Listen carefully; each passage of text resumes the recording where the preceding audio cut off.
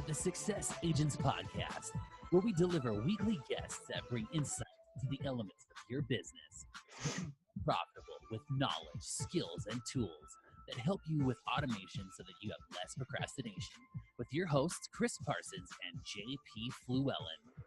What's going on, guys? My name's Chris. I'm with my co-host JP Fluellen, and thanks again for joining us for another episode of the Success Agent Podcast. Now, you can catch us here live on our Facebook page every Wednesday around 8 a.m. Mountain Standard Time, but we're also on iTunes, Spotify, YouTube, LinkedIn, Stitcher. Basically, if you just look for us, you will find us somewhere. Last week, we had a special guest, Dino Costa. Dino is a radio host for The Fan over in St. Louis, I believe. And we talked about finding your voice in social media, but really just on online platforms, or just getting your voice out there and making sure that you're really being authentic and true to yourself. You're not creating some false character. No one likes someone who's false. This week, we're going to be talking about the advent of the iBuyer programs and what we're seeing and how it's affecting agents and what we're really predicting for the future. So going forward, have you been affected by the iBuyer program yet, JP? No, we live in Wyoming.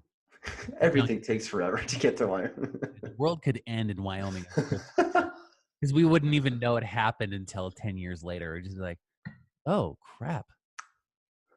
Kind of like, it just reminds me of like the dude from Peter Griffin from Family Guy, you know, he'd just be like, yeah, crap.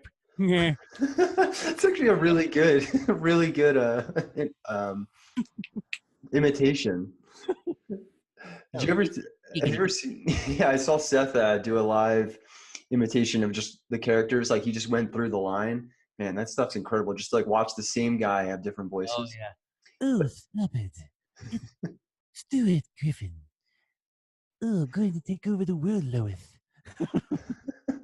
Well, anyway. Peter. Oh, Peter. Stop it, Peter. So that's a skill I didn't know JP had. Yeah, man, I've been doing the impersonations for a while. Nice.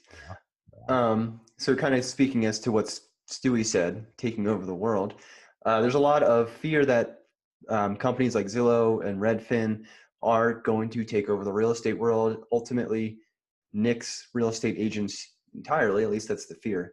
Do you see that happening? You know, I could see at some point that the buying side of the real estate transaction will go away. I don't ever see the selling side. Because I've always thought of real estate as two pieces. It's sales and service. When you're dealing with buyers, it's a lot of service. It's a lot, you know, opening doors, asking questions, having answers. You know, it's a lot of customer service in that regard. It's not a lot of selling, or if at all, in terms of the prices of the product have already been determined, you know, and I hate to say this, but it's almost like job coaching. You know, you're taking somebody around and you're showing them the houses and you're getting them in there so they can see everything. And you look at 6 or 7 houses, they figure out which ones when they buy. You sit down with them and you say, what are your things that you absolutely have to have, your wants, and then let's determine what it is that you actually need. And then you just have that, you're having an interview, and then you're going around, you're taking your client down to the different product, you know, through these different products, and then they determine which one's the best one. Then, you know, you're writing an offer and you submit it and and you go all the way down the line. And that's the buy side. Mm-hmm. Sell side, on the other hand, is I'm coming in saying I can do these things, and I'm convincing you from a salesman that you want to use me and you are the product, and you're selling yourself to your potential client, unless it's a sphere or, you know, where it's a warm lead or something. But when you're interviewing with several other agents and trying to determine whether you're the right person or not, that's the sales part. You know, you're trying to get them to know, like, and trust you. You're trying to get them to see the value proposition. You're, you know, just like you're doing with any product, there's all of these different things that you're trying to sell. And I don't think that part is going to go away. I think the sell side, because I Mhm. think there's just too many variables like from the selling side to just try to automate all of that. Right.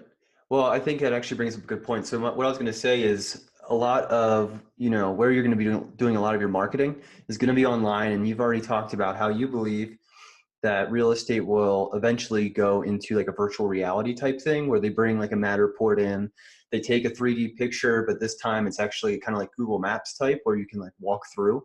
I know they already have them, but instead, you use like a virtual reality headset or whatever, like an Oculus Rift or something, and you just take clients walking through the home instead of driving. You're in the middle of nowhere, Wyoming, so you got to drive an hour and a half to look at anything, and you could avoid all that. So if they were to get rid of the buyer side, my initial thought was, why couldn't they get rid of seller as well? But at that point, who's going to show the houses? Um, in terms of like who's going to be the one managing the listing, having the pictures taken, doing the description, making sure everything's up to snuff so it actually sells, that kind of thing. So I can agree with you on they'll potentially get rid of the buyer side. um, I do see the issue arising though if people want like true customer service, because I don't think people want to buy a house like they buy a scooter or a bike on eBay. And that's kind of what I see the iBuyer model. When if it's all online, they just, hop on eBay, find the bike that they want and click buy it now. I don't think that would work for real estate. Whereas the selling side of things, it's more of a process. You do the same things over and over and over again. You have your system to sell something. Couldn't you see them actually taking the sell side away other than the buyer side? You know, I mean, if you're looking at it from the perspective of if it's a partnership from the seller to technology, Mm-hmm. but there's still manpower involved. So someone has to physically go to the house and physically map the house out and physically get all of the, what are the particulars of that property? What's it made out of? Is it a ranch? Is it a two-story? Whatever it is. Is it a walkout basement? Is it not? How many acres? All that stuff. And I can see, in some respects, in non-disclosure states like Wyoming is that a piece of technology wouldn't be able to just jump on and suck all that stuff out of the internet and then just put it on. Sure. So there's a physicality of it in some regards that would be a barrier to making some of these changes in terms of that. I don't you can't because eventually it's like, okay, well, we're gonna have two pieces of technology talking to each other, and then they create a house sale. Yeah, Like no, I don't. There's no it's way. not gonna work. You just can't do it. There's too many variables. I mean, Yeah. you know, title issues. If anything arises as far as an issue, Yeah. uh, is in that regard.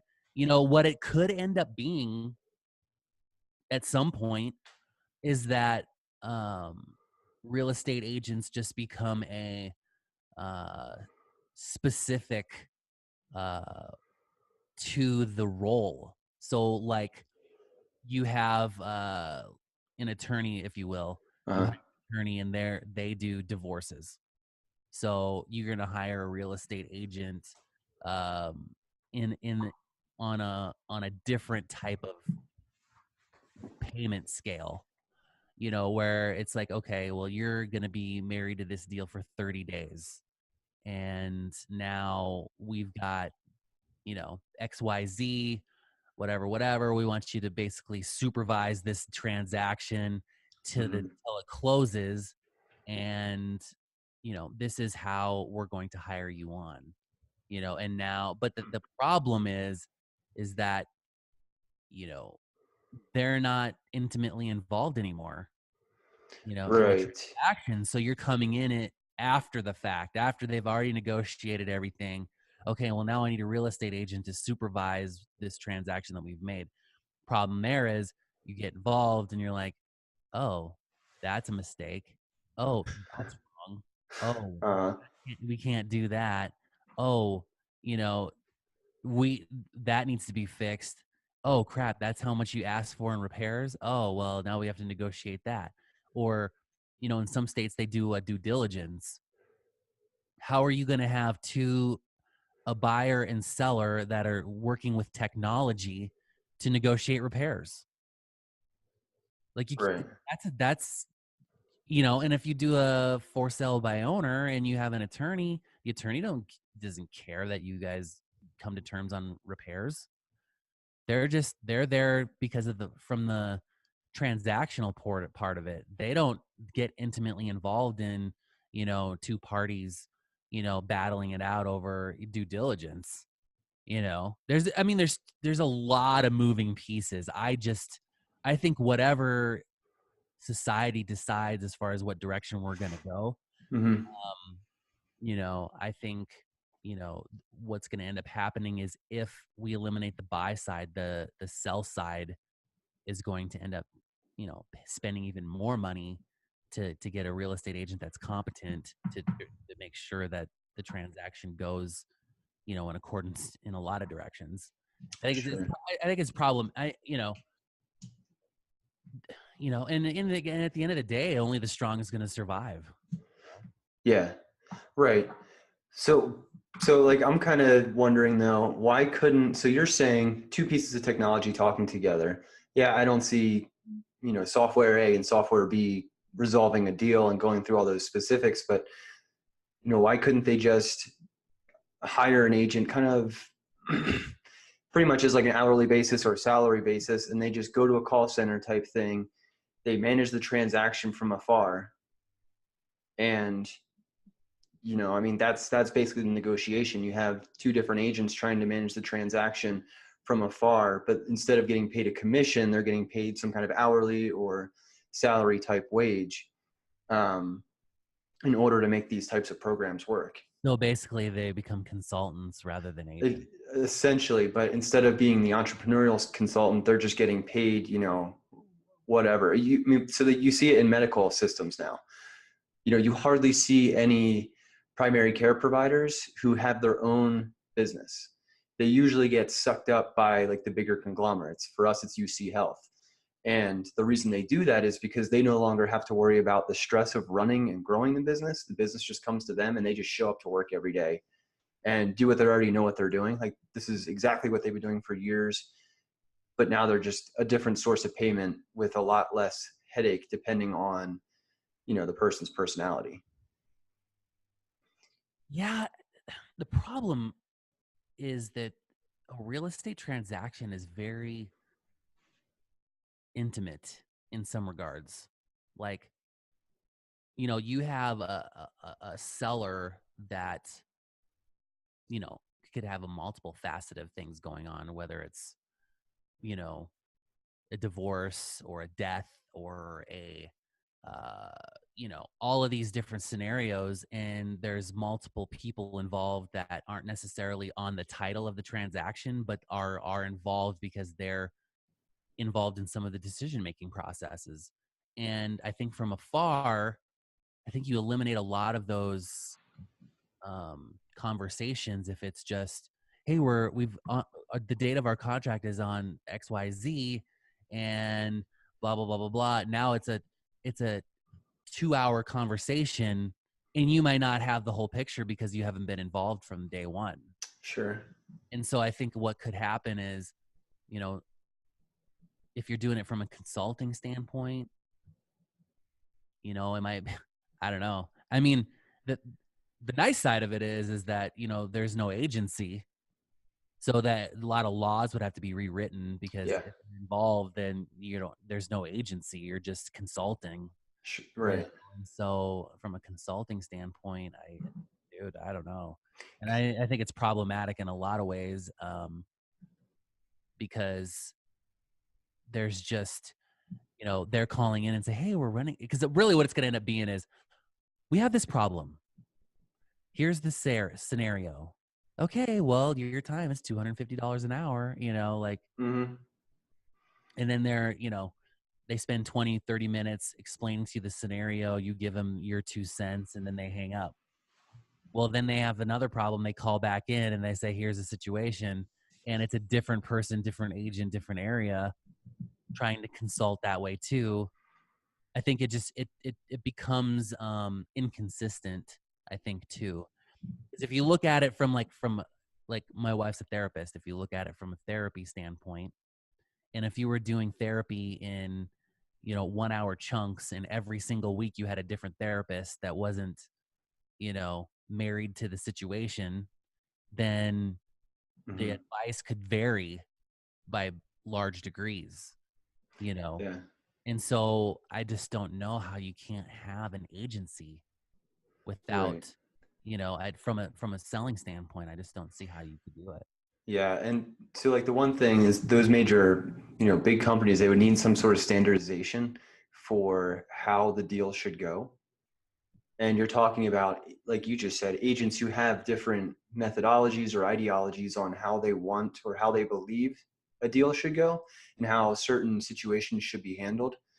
So there could be a lot of, I guess, mismatch between what parties want and what parties are hearing because of that lack of intimacy. But at the same point, if they were to get smart, let's just say this was the direction that they go. Agents end up being a consulting role. You see the population of agents get cut into like a quarter because now they're handling mass deals at an hourly basis instead of commission.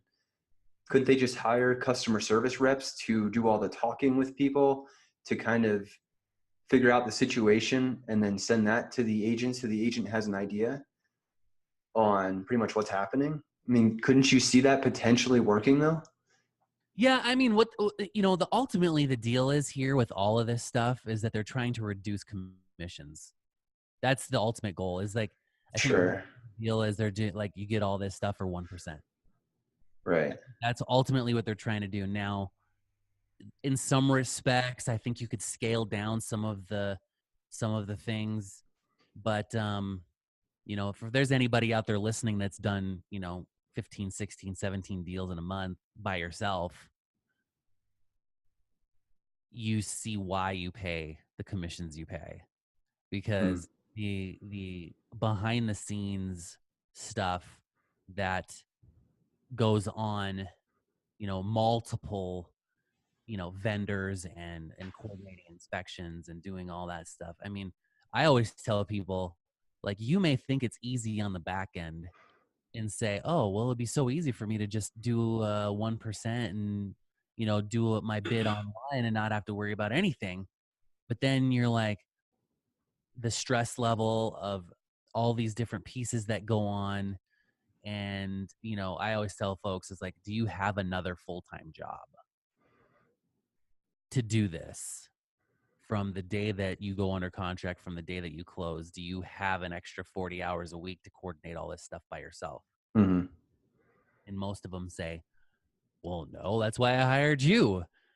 I'm like, well, think about it. Like this is what we do, and we've got our processes streamlined.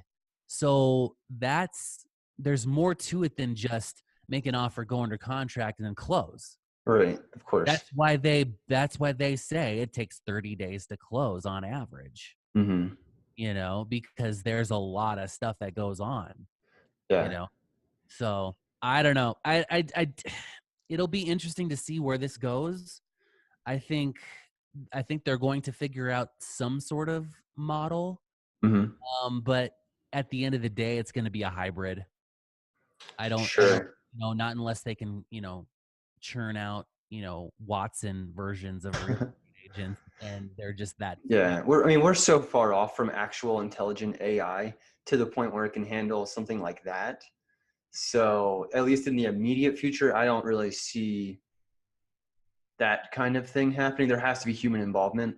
I tried for the longest time and you were one of my guinea pigs, to basically try to automate the entire lead conversion process, and it's impossible. At least it's impossible without a human. It just doesn't work. So if you're about to try that, if you're trying to formulate how to automate the entire conversion cycle, don't waste your time. It doesn't work. Um, but kind of going off what you were saying with commissions, so ultimately the goal in all this is to lower commissions to entice the seller to want to work with a company like Redfin or whatever iBuyer offering is out there. Do you think real estate agents are making too much? You know, that's debatable. I mean, what it takes to run a real estate company, it takes a lot of capital. Yeah. You know, whether it's at home or in a physical location, there's still capital involved. Hmm. Um, but um, And of course, it depends on where you're at, where it your does. location is. It does. And the other thing too is it depends on if you have a good market or not, Hmm. you know, or if your average sale price is dude, I just went to a conference a couple weeks ago, and like in some places their average sale price is like 160. Right.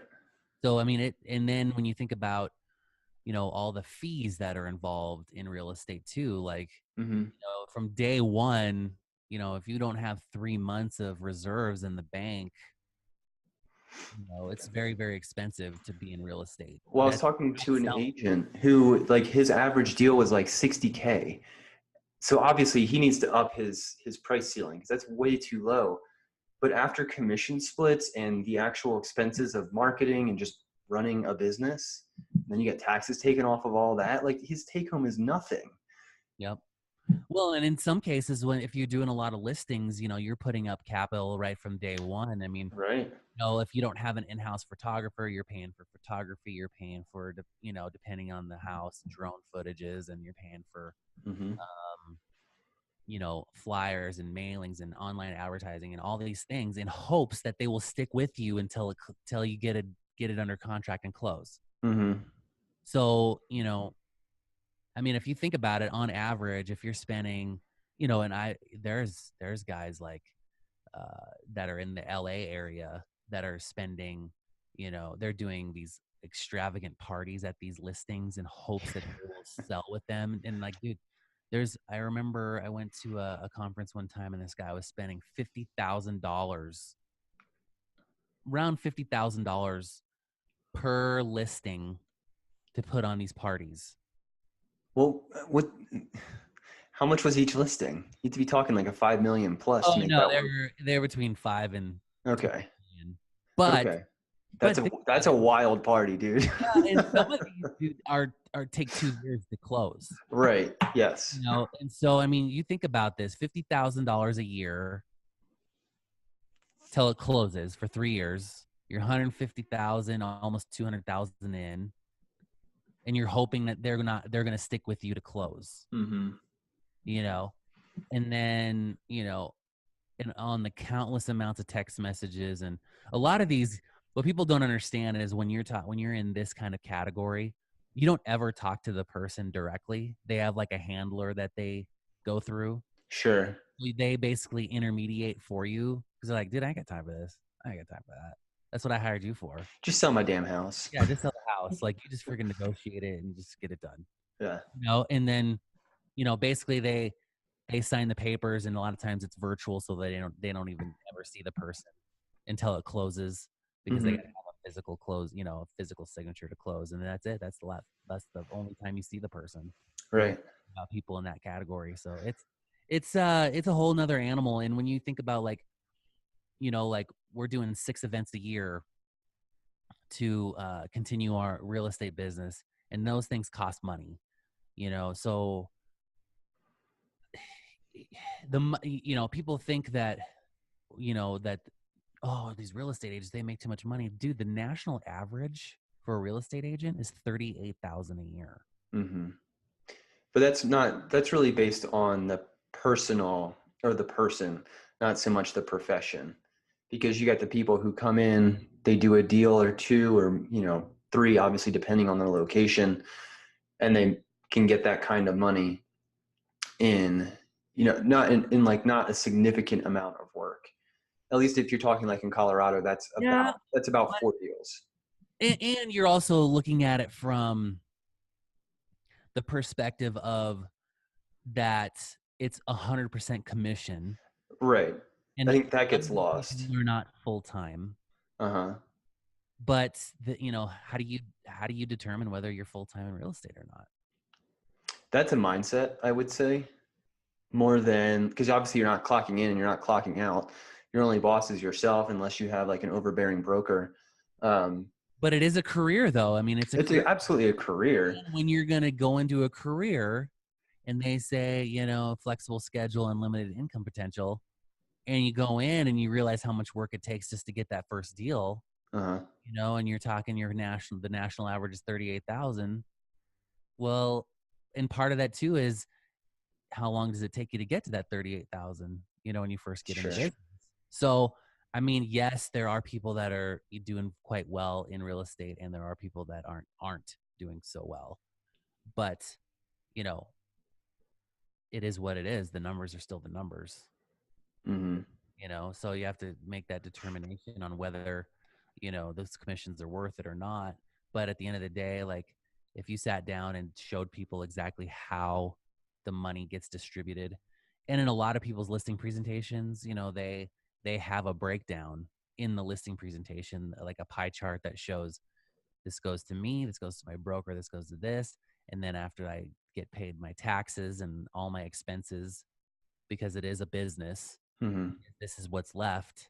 Then they're like, oh, okay, that makes a lot more sense. Sure. Because it's just the thought process is that you're getting it all in one chunk, whereas most people get it over several weeks with their normal paychecks. Mm-hmm. So With no guarantee of getting paid out anyway.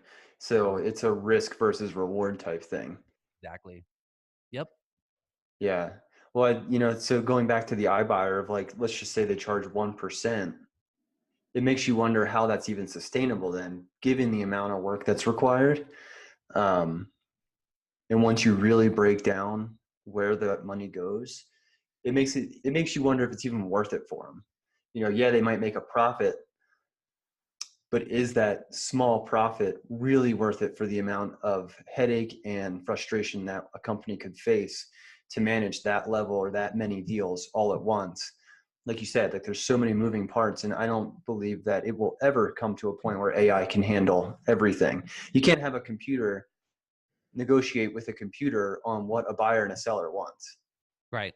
That just doesn't work. And at the end of the day, you get what you pay for. Mm-hmm. I mean, it's the difference between buying a house for 100 grand and then hoping that all the repairs are going to pay out because you don't know what you've gotten yourself into it because it's as is where is, Mm-hmm. or buying new construction and you know exactly what you got because you told them what to put in it.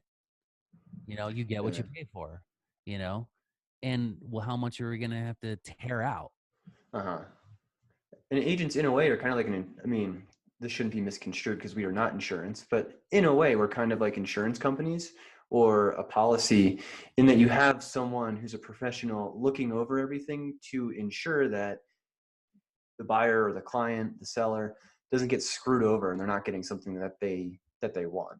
It could be as something as simple as, they're buying a house that has some sort of HOA law that they want to be able to grill out every Saturday with their friends because they've done it for 20 years and that's just what they want to do, but they want to downsize to a townhome or something.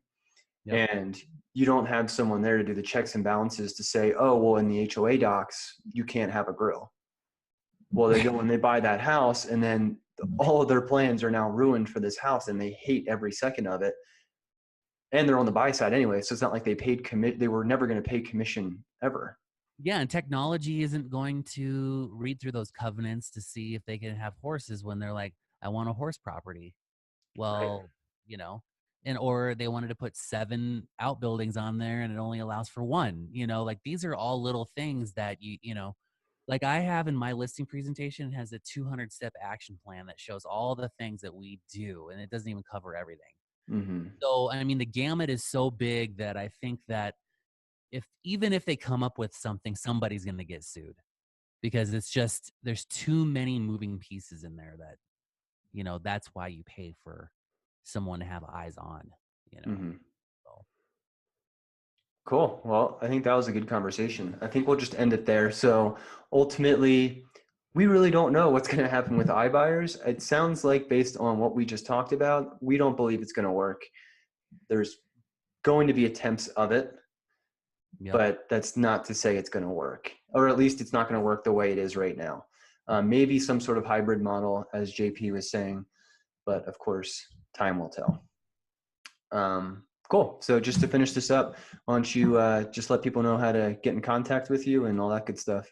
Yeah, so you guys can get a hold of me at james.fluellen@gmail.com. You can give me a call at 307-772-1184 for a free 30-minute coaching call.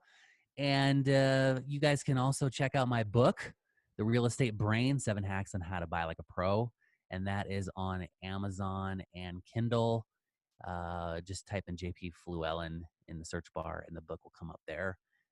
It's a pretty interesting read on just how you would love to have all of your buyers behave out there in the real world, with some fun anecdotes and things like that. So I think it's $4.99 or $5.99 on Kindle, and it's $19.99 on Amazon. And then, yeah, you guys can find me on all social. Just type in JP Fluellen in the Google bar, and all that stuff will pop up. So look forward to hearing from you. Awesome. I actually heard you said Google bar, which reminded me. I heard one of the radio stations was like, "Hey, how do you tell if your kid's going to be a serial killer?" And it was they Bing instead of Google. It's like, who the hell does that? Awesome. Cool, guys. If you want to get a hold of me, go ahead and reach out at chris.successagent@gmail.com. You can also reach out through our Facebook page. I'll message you back right there. Always looking for new guests, new interesting ideas. You don't have to necessarily be in real estate to get on this show. We're just looking for different perspectives, for different topics, and just bring it out to our audience and, help them learn a little bit more about something maybe they didn't know about as much prior to. And we do it all for free. We just do this for fun, guys. So thanks again for joining us, and we look forward to seeing you next week.